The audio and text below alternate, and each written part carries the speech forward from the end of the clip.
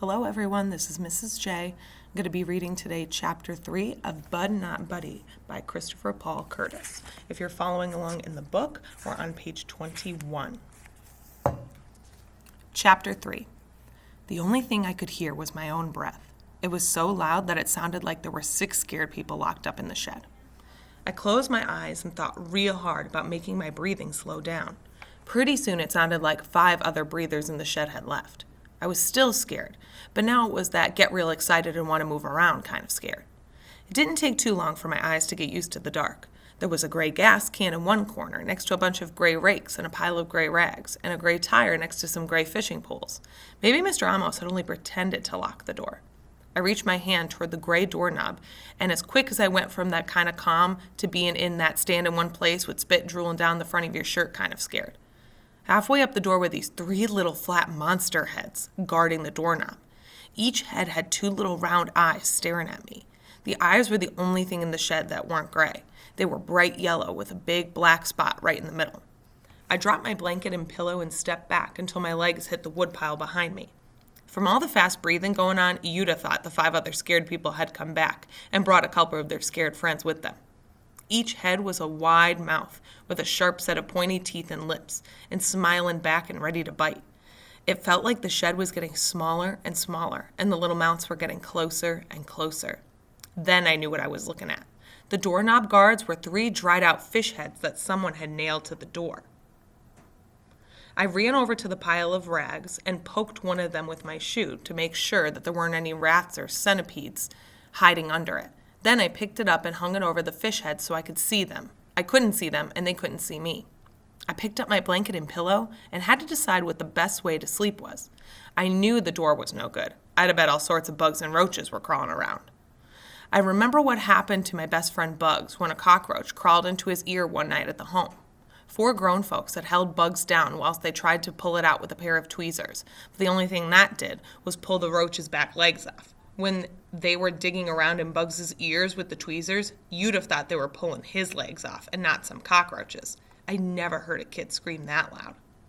After about 15 minutes of Bugs screaming the joint down, they said they were going to have to take him to the emergency room to get the roach out.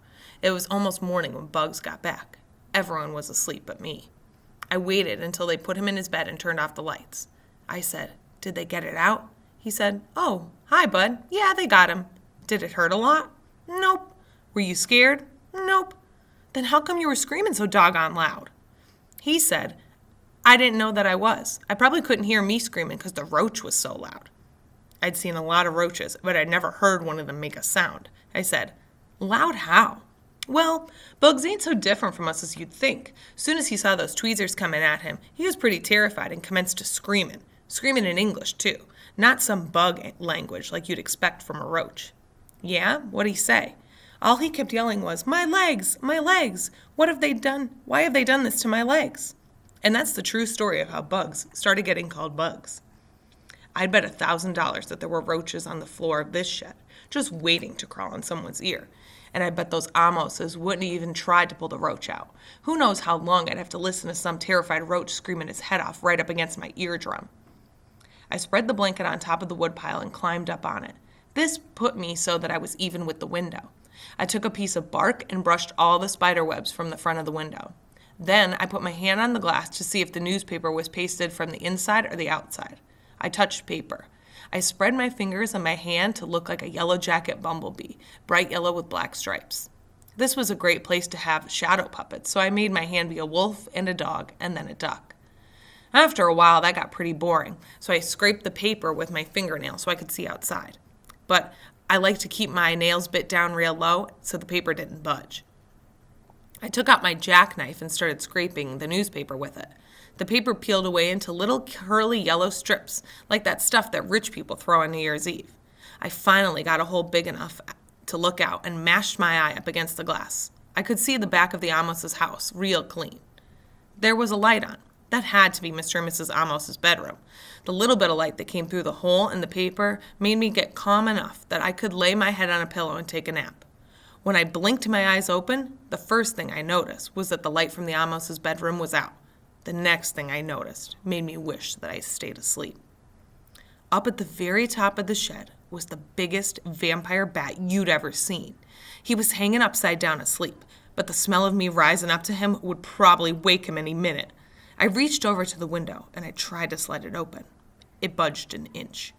I rolled off the woodpile and I crawled to the door with the fish head guards. I reached my hand up and the doorknob turned. Mr. Amos was trying to help me. But after the door opened a crack, the padlock and chain on the outside held it tight. I looked back to the rafters to see if I'd woke the bat up. He was still sound asleep. Just like there's a time that a smart person knows enough is enough, there's a time when you know you've got to fight. I wasn't about to let this vampire suck my blood dry without a war. He can kiss my wrist if he thought that was going to happen. I got up off my knees and I picked up the gray rake. I walked over to the woodpile, cool as a cucumber, but inside, every part of my guts was shaken. I stood on the woodpile and held the rake like it was a Louisville Slugger. I eyed where the bat was sleeping and I revved the rake like I was going to hit a 400-foot home run. Just before I swung, I remembered another one of Bud Caldwell's rules and things for having a funner life and making a better liar out of yourself. Rules and things number 328. When you make up your mind to do something, hurry up and do it. If you wait, you might talk yourself out of what you wanted in the first place. Shucks, I couldn't remember if you killed a vampire by driving a stake in its heart or by shooting it with a silver bullet. If I was wrong and I didn't kill the bat right away, I was going to be trapped in a shed with a vampire who was probably going to be real upset that someone had woke him up by whacking him with a rake. So I took out my jackknife out of my pocket and I pulled the blade open. That way, if I didn't kill him with the rake and it came down to the two of us tussling on the floor, maybe a silver bullet in his heart would be just as a silver blade in his heart would be just as good as a silver bullet, unless that was what you had to do with werewolves. I raised the rake over my head, closed my eyes, and swung it like I was Paul Bunyan chopping down a tree with one blow. I felt the rake jerk a little when I hit the bat, and I opened my eyes just in time to see the vampire get cut right in half. I was kind of surprised it didn't scream or cry or say, "Curses, you got me." Instead, the only sound I heard was kind of like a rattling, like a couple of pieces of paper rubbing together, or like dry leaves blowing around in the wind.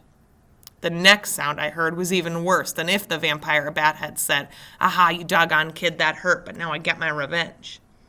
It sounded like I'd turned a buzzsaw on in the shed.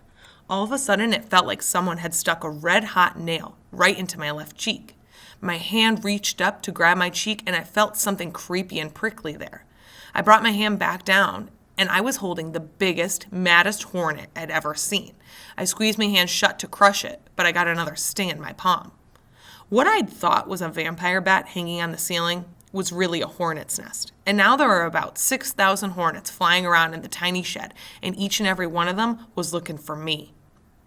Another fire nail went into my knee, and a second one went into my sock. Maybe this was why the other kid they'd found in here had been as big as a whale. He was swollen up from all the hornet stings. I dropped my shoulder down and charged at the door with all my might.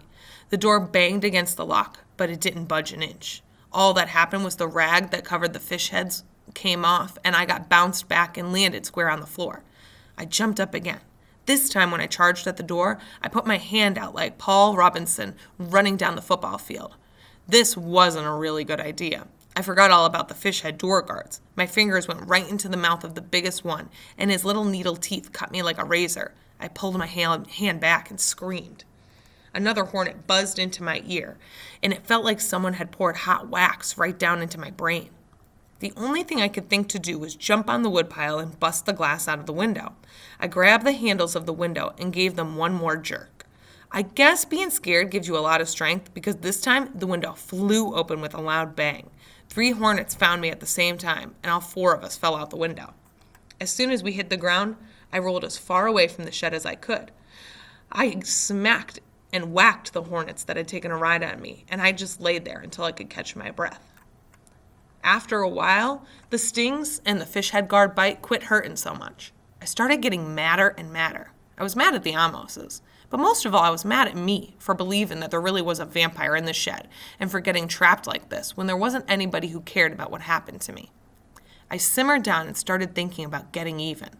I wonder how hard I'd have to pull the trigger in that double-barrel shotgun for it to go off. I sneaked up the back porch steps to get inside the house.